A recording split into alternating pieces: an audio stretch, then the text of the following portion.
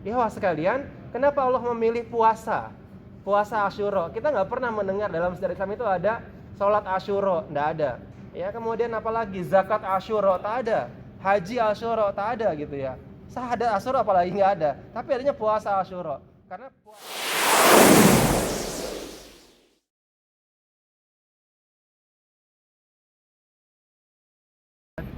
Allahumma salli wa sallim wa barik ala Muhammadin wa ala ali Muhammadin.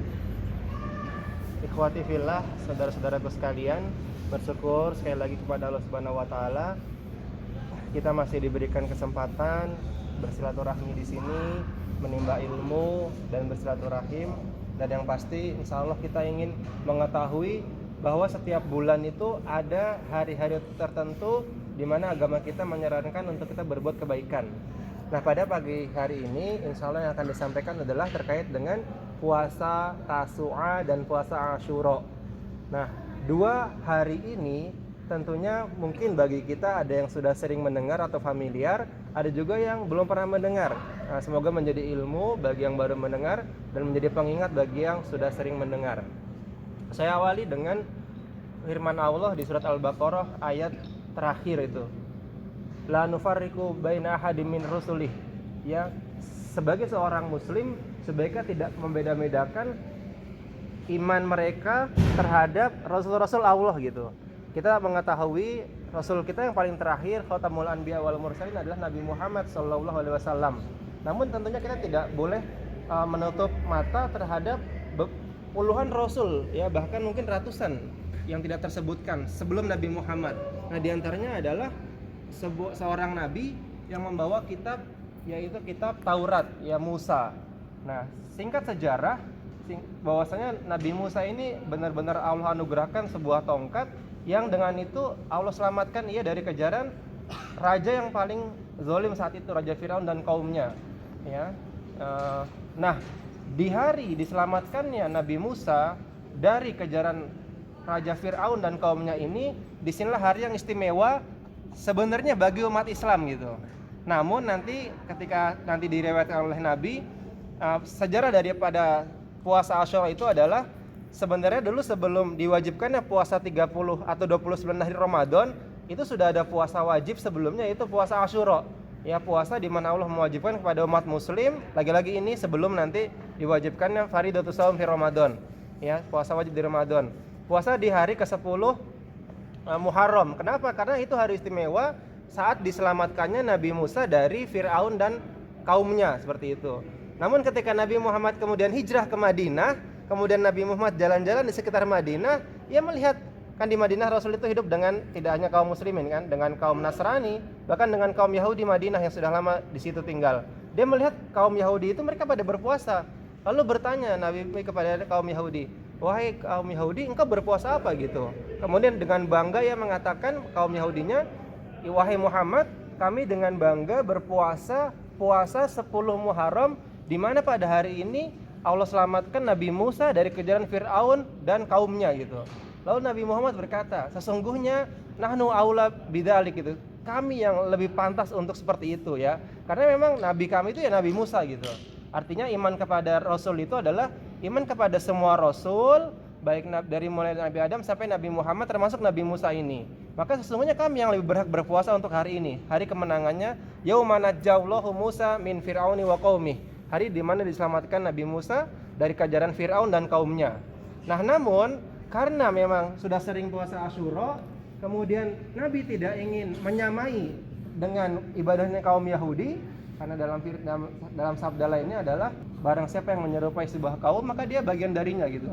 Maka Nabi Muhammad berkata, tahun depan saya akan berpuasa di hari ke-9 Muharram, maka disebut Tasu'a.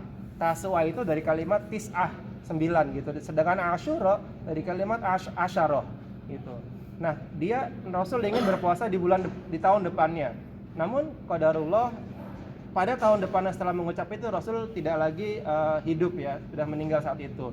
Nah, ini tapi menjadikan pesan bagi kita bahwasanya kita mendapatkan amanah untuk berpuasa sunnah di bulan Muharram, khususnya di tanggal 10 yaitu Asyura, dan kita juga mendapatkan amanah puasa di bulan Tasu'a gitu, yang tidak dilakukan oleh kaum Yahudi. Ya, untuk apa? Agar menyelisihi perbuatan kaum Yahudi. Walaupun juga ada yang mengatakan, ulama berpendapat kalau yang belum sempat berpuasa di bulan 9-nya, maka tetaplah berpuasa di bulan 10 dan cobalah berpuasa di bulan 11-nya. Lagi-lagi untuk menyelisihi, walaupun hadis ini dhaif gitu ya.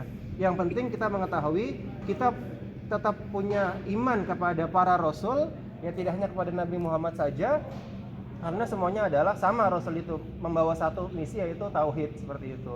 Tapi karena kita ingin mengistimewakan hari di mana Nabi Musa diselamatkan oleh Allah dari kejaran Firaun, maka kita berpuasa di bulan Muharram tanggal 10 dan juga melakukan amanah Nabi, yaitu berpuasa juga di hari sebelumnya.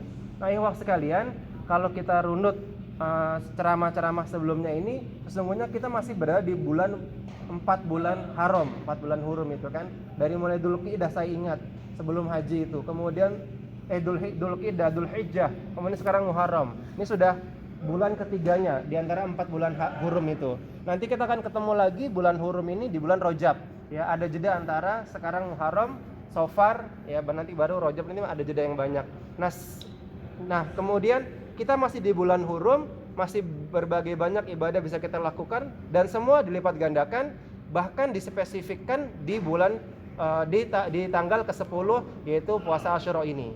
Ikhwah sekalian, kenapa Allah memilih puasa Asyura? Kita nggak pernah mendengar dalam sejarah Islam itu ada sholat Asyura, nggak ada. Ya, kemudian apalagi zakat Asyura, tak ada. Haji Asyura, tak ada gitu ya. Syahadat Asyura apalagi nggak ada. Tapi adanya puasa Asyura. Karena puasa ini ibadah yang kalau kita lakukan, semua jenis puasa ya, termasuk dalamnya puasa Ramadan, puasa Senin Kamis, Ayyamul Bid, puasa Daud sekalian. Puasa ini ibadah yang kalau kita lakukan, semua ibadah berlainnya itu ngikut ke kita. Yang kalau kita lakukan, banyak sekali celah-celah maksiat itu ketutup ya.